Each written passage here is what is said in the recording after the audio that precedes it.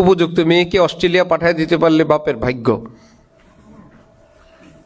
হাটহাজারীর গল্প একবার বলছিলাম বহু বছর আগে আপনাদেরকে। হাটহাজারী মাদ্রাসা এক মোহতামিম ছিলেন, খুব কড়া। তো পাশে এক ভবন, ওই ভদ্রলোক অ্যাডভোকেটের একটা মেয়ে আছে। তো মাদ্রাসার ছাত্ররা ছাদে উঠে, মেয়েও ছাদে উঠে। ওই বেটা এসে মাদ্রাসায় মোহতামিম সাহেবকে বললো, হুজুর ছাত্ররা ছাদে উঠে। বললো আমাদের ছাদে আমাদের ছাত্র উঠে, কি সমস্যা? বললো আমার মেয়ে তো ছাদে যায়, অসুবিধা তো? আশ্চর্য কথা, আপনার ছাদে আপনারটা যায়, আমার ছাদে আমারগুলো যায়, সমস্যা কি? আপনি কোনো বেড়া বুড়া দিয়ে দেন না, আপনি নিষেধ করবেন আপনার কোনো ছাত্র যাতে ছাদে না যায়। হুজুর বললেন আমি আমারগুলোকে নিষেধ করব, আপনিও আপনারটারে নিষেধ করেন। ঠিক আছে তো?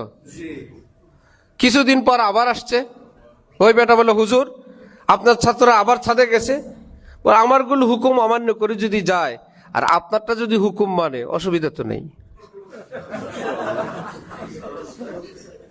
ঠিক না?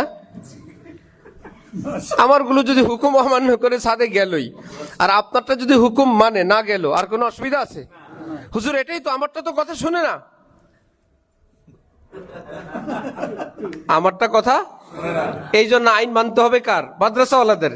তো উনি চট্টগ্রামের ভাষায় বলছেন, তোমার একটা গাই সামলাইতে পারো না, আমি এতগুলো সার সামলাই কিভাবে?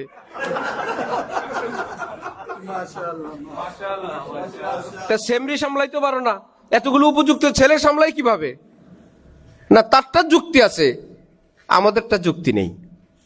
যেহেতু এটা মাদ্রাসা, আপনি জানালা দিতে পারবেন না।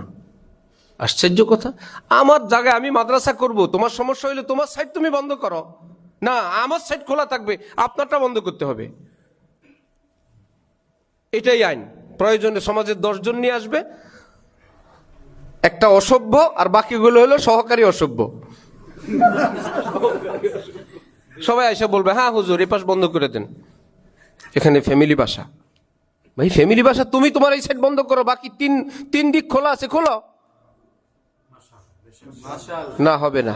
কারণ এটা সেই দেশ যেখানে যে কোনো পোশাক পরা যায়, ওড়নাবিহীন থাকা যায়, অর্ধুলঙ্গ থাকা যায়, এখানে বোরকা পরা যায় না, এখানে দাড়ি কামানো যায়, দাড়ি রাখা যায় না, এখানে বেনামাজিরা বাঁচতে পারে, নামাজিরা মানুষের জুলুম অত্যাচারের শিকার হয়ে শহীদ হইতে হয়। এটা সেই দেশ।